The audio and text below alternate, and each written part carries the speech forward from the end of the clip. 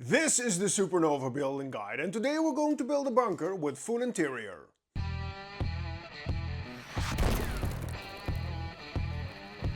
A few weeks ago I've posted my video about the No Man's Land tiles, and that same evening I was playing Call to Arms Gates of Hell Ostfront, and I started a new American campaign where I was playing with Rangers and my task was to attack Pointe Du Hoc in Normandy. And when I was playing I suddenly found this bunker and I immediately fell in love with the architecture and the style of this thing, and I was sure I need this on my table. To make this bunker fit with the rest of the trenches, I'm also going to use a 1 foot by 1 foot tile.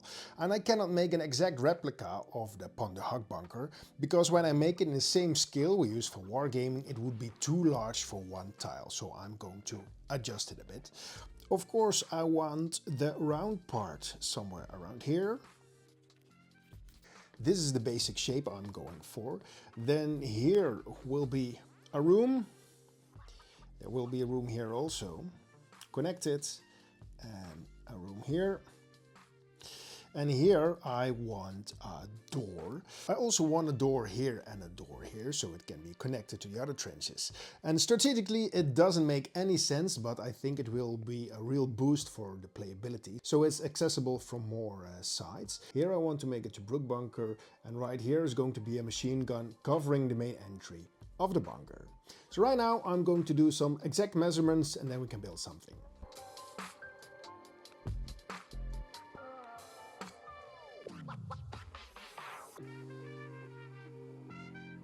For this build I'm going to use 1 by 6 centimeter sheets of foam, and I'm also going to use these cool 3D printed doors. And these doors come with a hinge so you can open and close them. So right now I'm going to make an imprint here in the foam by pressing the door in the right position. And now I'm going to make a hole for the door.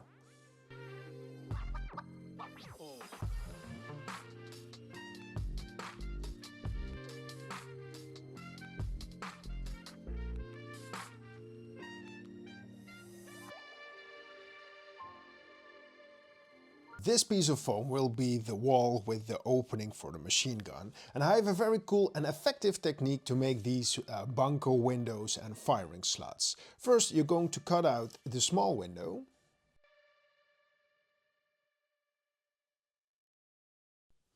Now cut out the second window. Cut this in half. And now we're going to push this part back in.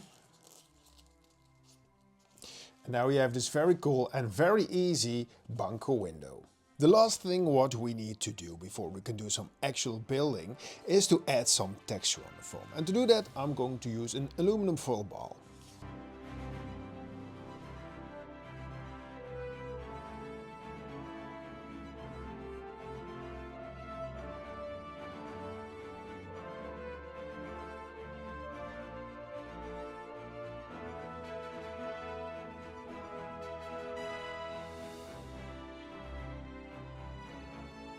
I'm going to put this half moon shaped piece right here, so my guys have a place so they can see over No Man's Land. And next up I'm going to make some stairs. Making stairs is very easy. First I'm going to cut out the stair itself. Now I'm going to make 4mm slices. This is the original size. From this one I cut away 4mm, 8mm and 12mm. And right now I'm going to take some glue and now I'm going to just stack them and put them back in place to make some good looking stairs.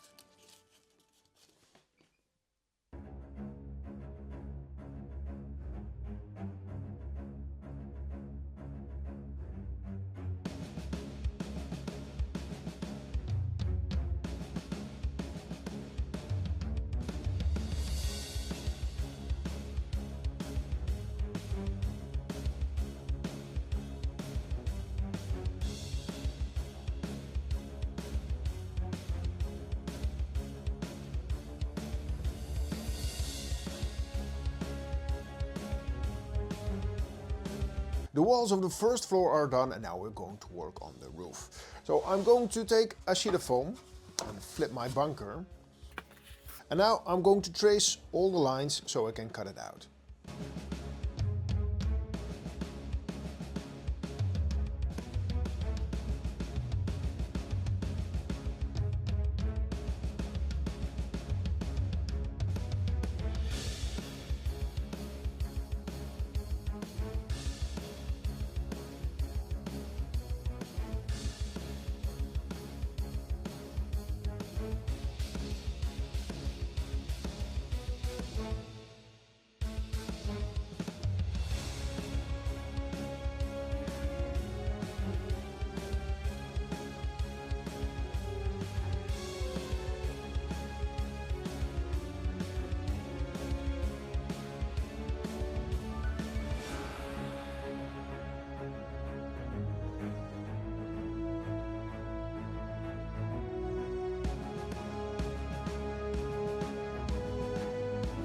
The roof is done, so now we can work on the outside area. I'm going to raise the floor so it matches my other tiles, and because I only need to fill it and not do any carving, I can use some white cheap styrofoam.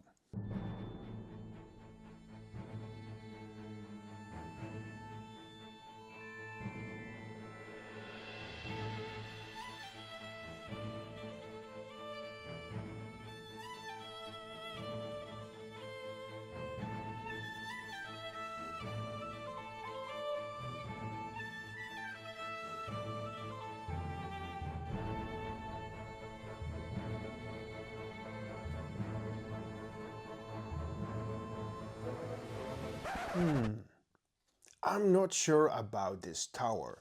I really love this bunker here, but this tower, I think it's too high or something and it breaks immersion. So I'm going to take it off. I glued it with some hot glue, so I hope when I heat it up a bit with a hairdryer, it comes off.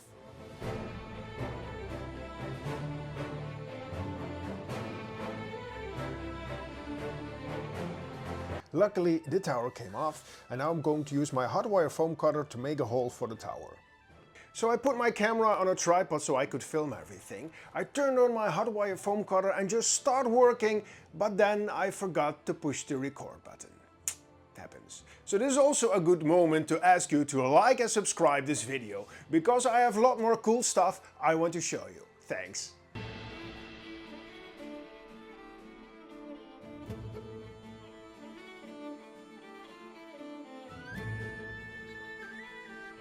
The bunker is lower, but the floor is just 2 millimeters, so it's very weak.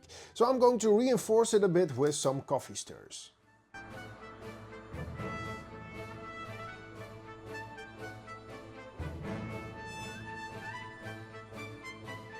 Yep, much better. And next up, I'm going to work on this floor. So I need some 2 millimeter foam sheets. And I'm going to use this brass brush for some wood grain effects.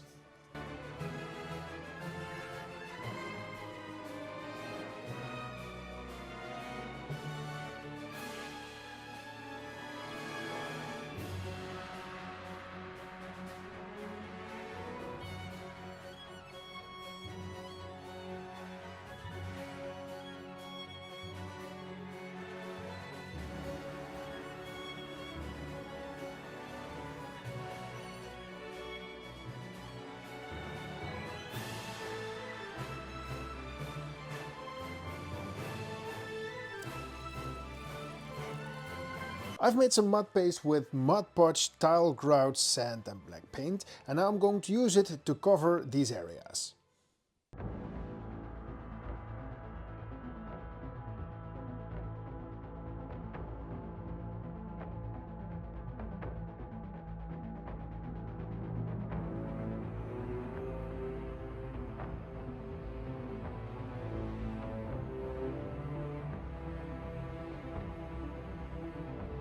To give the guys inside some extra protection and to hide these gaps, I'm going to make some sandbags from air drying clay. And I'm wearing gloves so I don't get any fingerprints on my sandbags. At first I'm trying to make a pancake.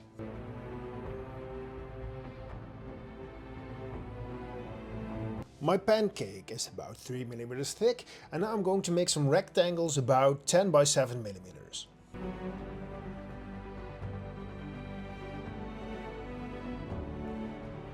So now you take one of these squares and gently squeeze the sides until you get this pillow shape.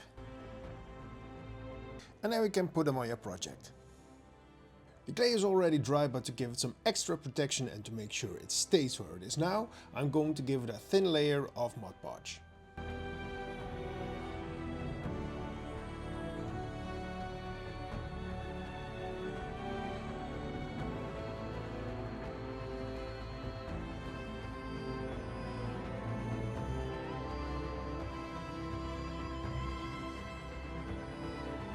The outside and the inside both got a black base coat, and now we can start painting, and I'm going to start with the concrete. I'm going to apply a dark grey and work my way up from there to a lighter grey, and I'm going to apply it with the cheapest makeup brush I could find.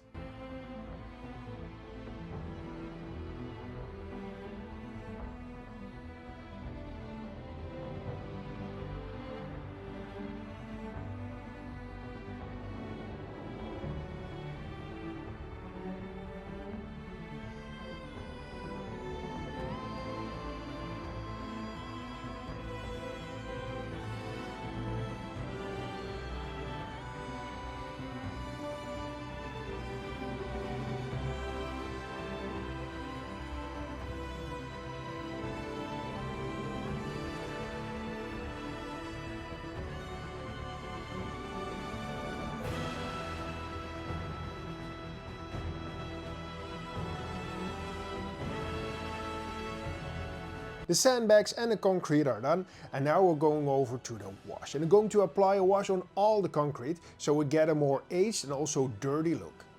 To apply the wash, I just slap it on my project. And now I'm going to use a paper towel to wipe off the excess.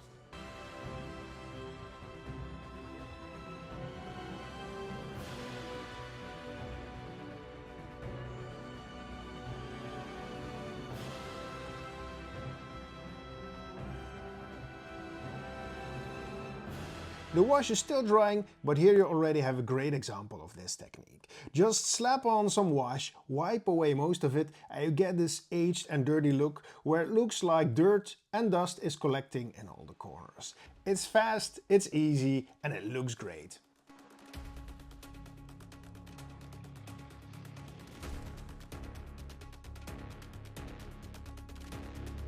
You already saw the doors I've printed, but I also printed some vents and ladders. And if you want to print any of these for yourself, I will put a link to the STL files in the video description. All my prints got a metallic dry brushing, and now I'm going to use some dirty down rust.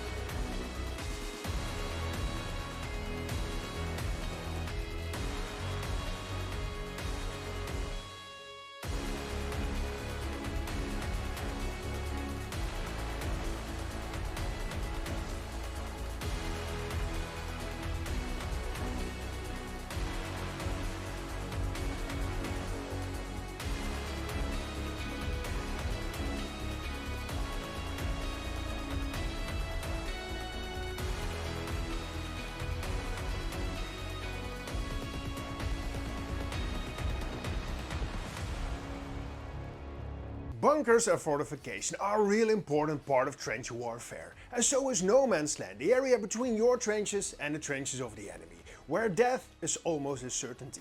And if you want to know about how you can make your own no man's land tiles, I suggest you watch this video where I tell you everything you need to know.